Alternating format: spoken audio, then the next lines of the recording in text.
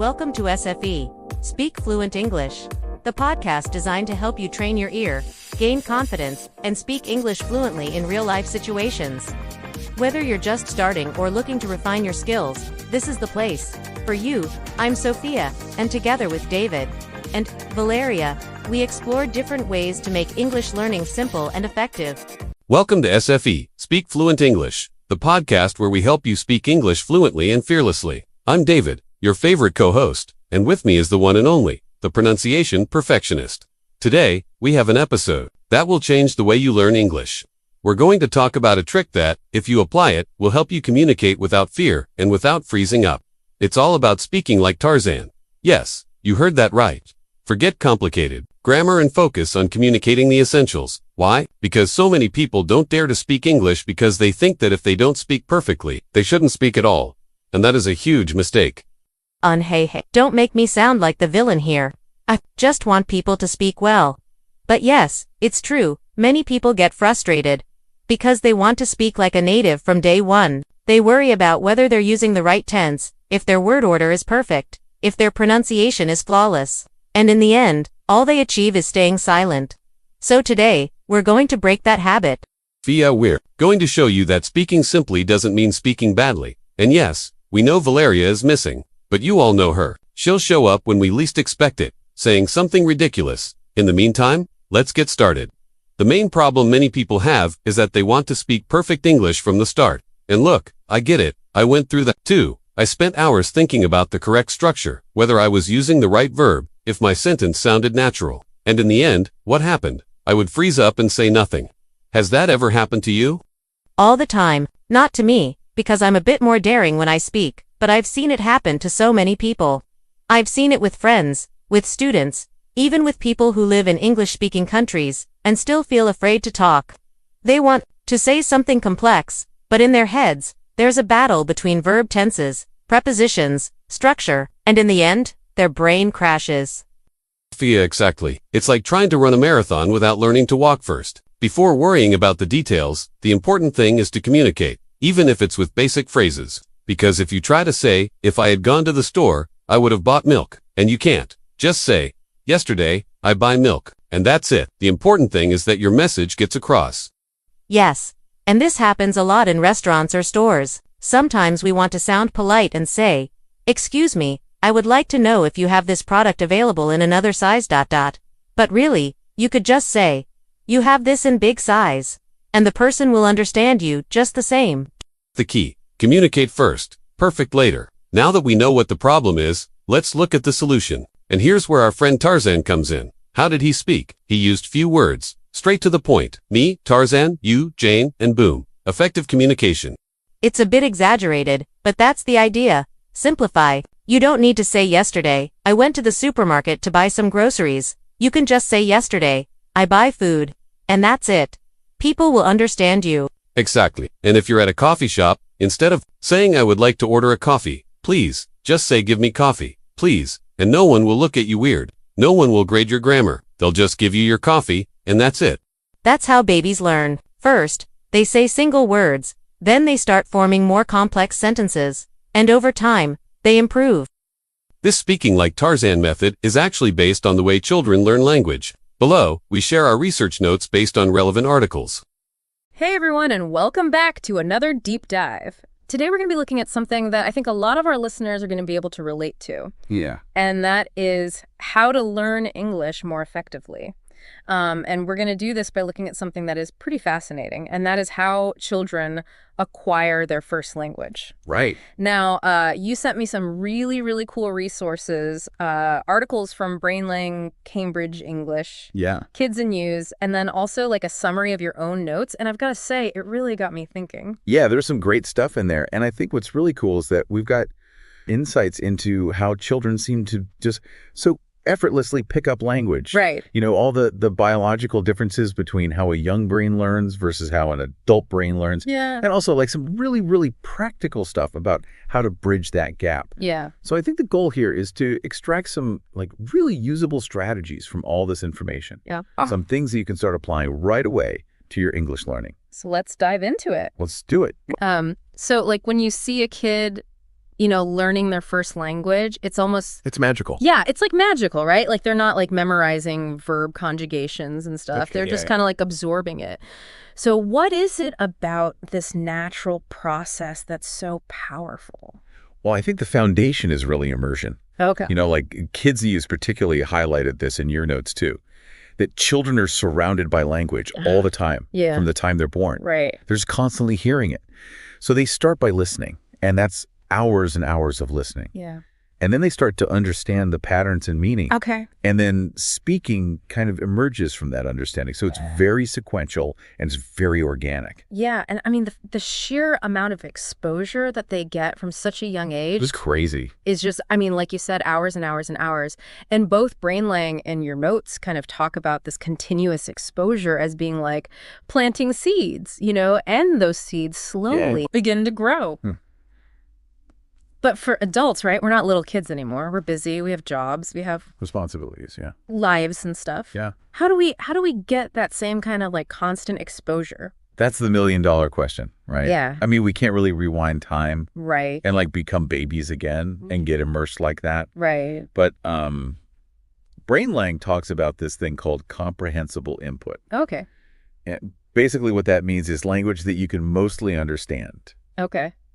So they're saying that even just like a year of regular exposure to that can lead to huge progress. Really? Yeah. So it's almost like creating your own personal English-speaking environment. I see. Even if it's just for dedicated periods of time. That's interesting. Yeah. So comprehensible input, it's not just like noise in the background? Right. It's listening with a purpose. Yeah. Even if that purpose is just to get the general gist of what's being said. And then from that constant listening comes understanding. Exactly. And I thought it was interesting how Kids and Use, and also your notes, talked about how, by being exposed to words and phrases used in different situations, kids start to build this kind of mental map of meaning. Like a web of understanding. Yeah. So it's not just about knowing what a word means, but it's also about like knowing how it fits in, where it fits in, how to use it. Exactly. And that's really cool. And that's all happening like subconsciously for the most part. Yeah, it's amazing. Yeah. And so then the speaking follows, from that understanding. But this is where I think a lot of adult learners, myself included sometimes, for sure, get stuck. Like that fear of making mistakes can just be so paralyzing. It's a big one. And I think that that's really like a major difference between the way kids learn and the way adults learn. Yeah. And it's interesting because Brainlang and your notes talk about this concept of affective filter. I love that term. Yeah, that's a good one. And basically, it means that kids have much less anxiety and self-consciousness about making errors. Yeah, they're just willing to try. Right. And that willingness to experiment and get things wrong is so important for their learning because they learn through that practice. Yeah, it's like they haven't developed that inner critic that we have as adults. It's not there yet. Yeah. So how do we as adults quiet that critic? Good question. And kind of embrace making mistakes as part of the process? Well, I think consciously reframing mistakes as learning opportunities is a good start. Okay. Instead of looking at it as like a failure. Yeah, like, oh, I messed up. Yeah. It's like, okay, well, what can I learn from this? Right. Think of it as like data gathering. Okay. Each time you make a mistake and someone corrects you, you're getting valuable information that helps you refine your understanding. Right. And also focusing on communication rather than perfection can be really helpful in lowering that kind of internal barrier. So it's not about being perfect. It's about getting your message across. Right. Getting the point across. Yeah. And fluency comes from practice. Okay. And that includes the mistakes that you make along the way. So progress, not perfection. Exactly. And then there's this whole thing about fun. Kids learn so much through play. Like it doesn't even feel like work to them. No, it's all fun and games. Right. Yeah. And Brainlang and your summary notes both really highlighted how important enjoyment is in language acquisition. It's massive. So if learning is fun, you're going to be more engaged, more motivated, more receptive. Exactly. So for adults, I guess the takeaway there is find ways to make English practice enjoyable. Totally. So that could be through games, watching TV shows or movies, listening to music, whatever floats your boat. So it's about kind of tapping into that intrinsic motivation. For sure. Finding those things that don't feel like a chore And I think that this all kind of ties into this idea of language immersion, Yeah. which Kids in Use really pushes, where grammar and vocabulary aren't taught as separate subjects, but they're just kind of picked up naturally within the context of, real life situations. It's fascinating because it's so different from a lot of traditional adult language learning approaches. Yeah. Where it's all about Rote memorization. yeah, explicit grammar rules. Yeah. Vocabulary lists. Right. And actually, when you think about it, the childhood approach is much more about experiencing language in a holistic way. Right. And letting the patterns kind of emerge through exposure and use. Now, we do have to acknowledge, though, that, we're not kids anymore. Right. And our brains aren't quite the same as little kids' brains. Yeah. And Brainlang in your notes talk about this concept of brain plasticity, which Yeah. basically means that we have less of it As we get older. Yeah, it's not as flexible. Right. So what does that actually mean for the way that we learn languages as adults? That's a great question.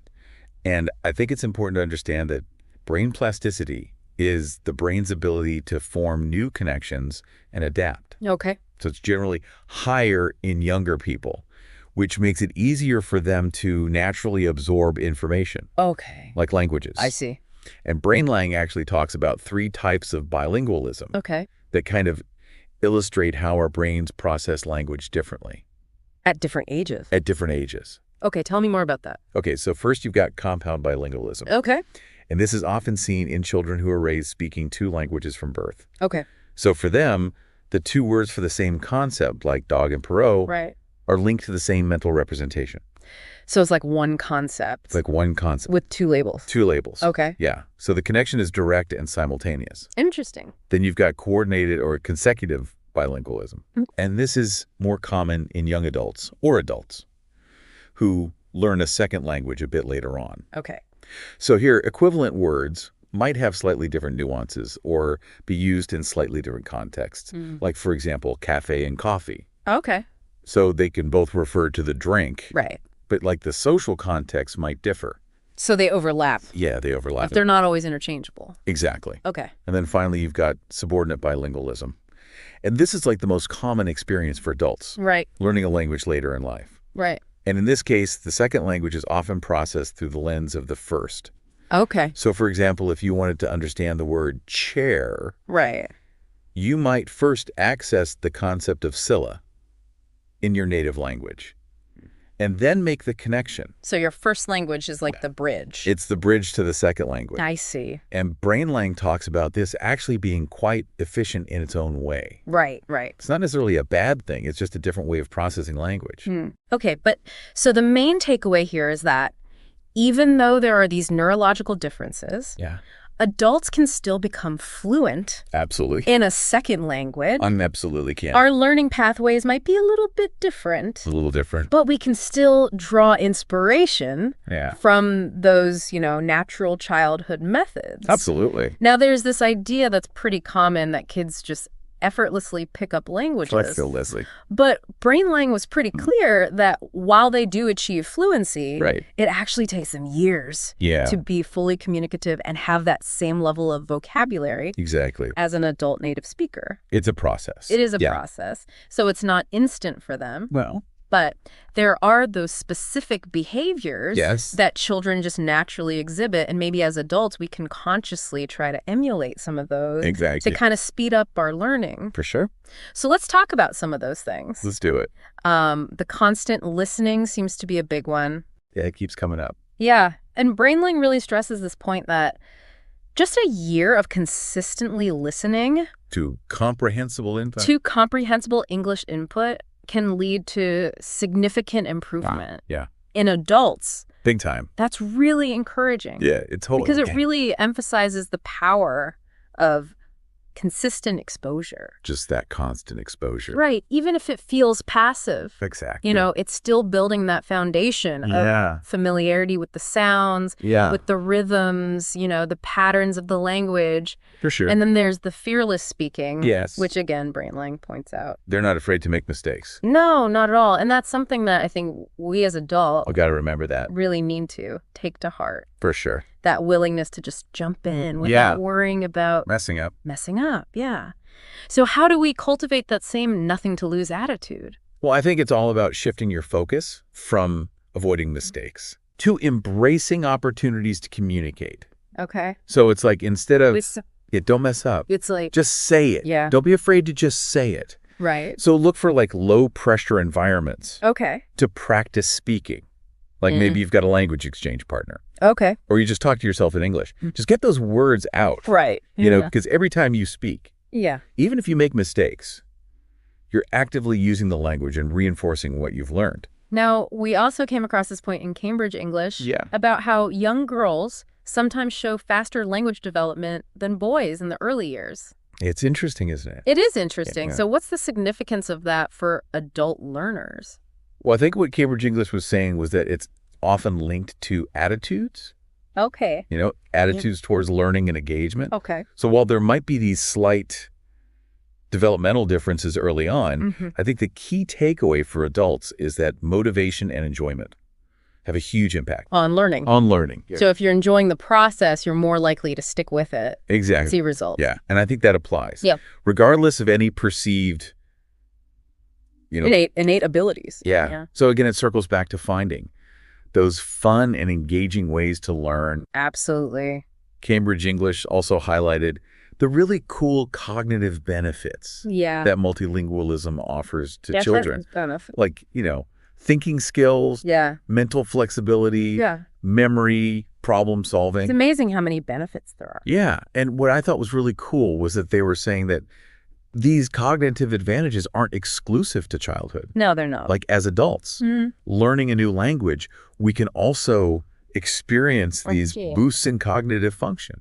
So that's another really good reason to persevere in your English learning journey. I agree. So let's get down to some brass tacks here. Yeah, let's get practical. Like, how do we practically apply all these insights about the way kids learn language to our own adult English learning? Good question. Okay, so the listening first approach Yeah. seems like a good place to start. It's a great foundation. Right, and Kids and News actually recommends incorporating daily English listening, even if it's just for short periods. Yeah, even like 10, 15 minutes a day Yeah, can make a big difference. Right. And it doesn't have to be like, you know, sitting down. sitting down at a desk with their headphones on. Yeah, you can do it while you're commuting or exercising. Exactly, multitask. Yeah.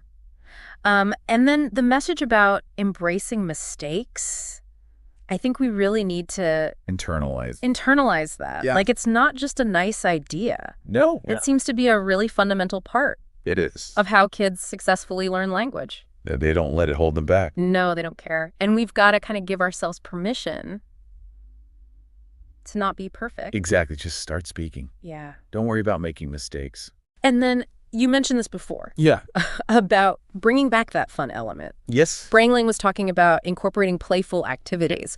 What would that actually look like for an adult learner? Well, I think it could look like a lot of different things. Okay. You know, maybe you watch English language movies or TV shows, Yeah. maybe with subtitles at first. Right. And then you gradually wean yourself off them. Right. Or you listen to podcasts or audiobooks. Yeah. Or maybe you play some language learning games on your phone. Yeah. Find a conversation partner. Yeah. And just chat about things that interest you. Right.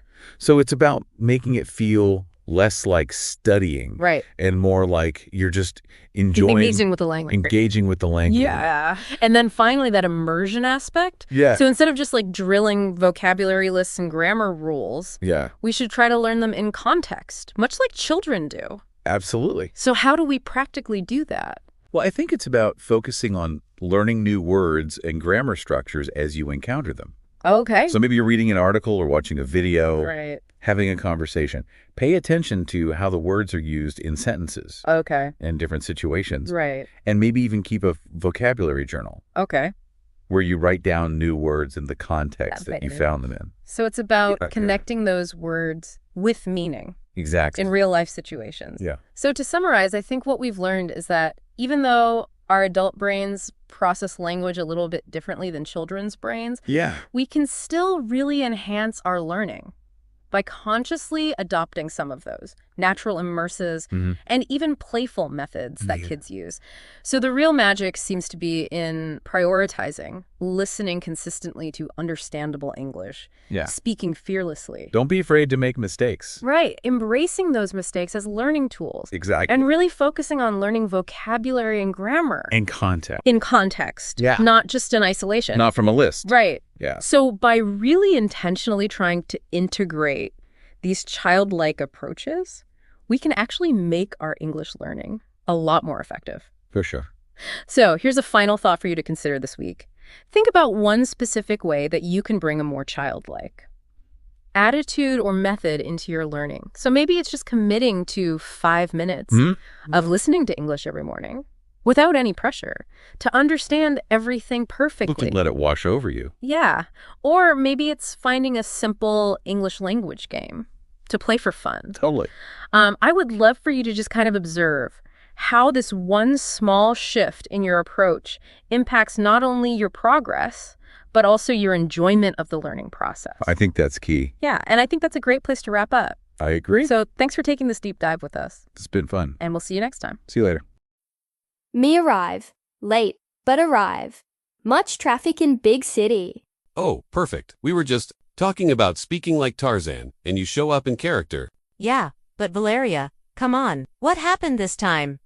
Oh, good story. Me go coffee shop. Say, give me coffee please. Barista look weird. Then laugh. But give coffee. Technique work. See, even Valeria tried it in the real world. Oh, good story. Me go coffee shop. Say, give me coffee please. Barista look weird. Then laugh. But give coffee. Technique work. You have it. If you feel blocked when speaking English, speak simply. Over time, you'll improve ABA. Yeah, there. You have it. If you feel blocked when speaking English, speak simply. Over time, you'll improve. Me want funny sentences. Make me laugh. See you in the next episode. Me, David, you loyal listener. Thanks for listening to SFE, Speak Fluent English.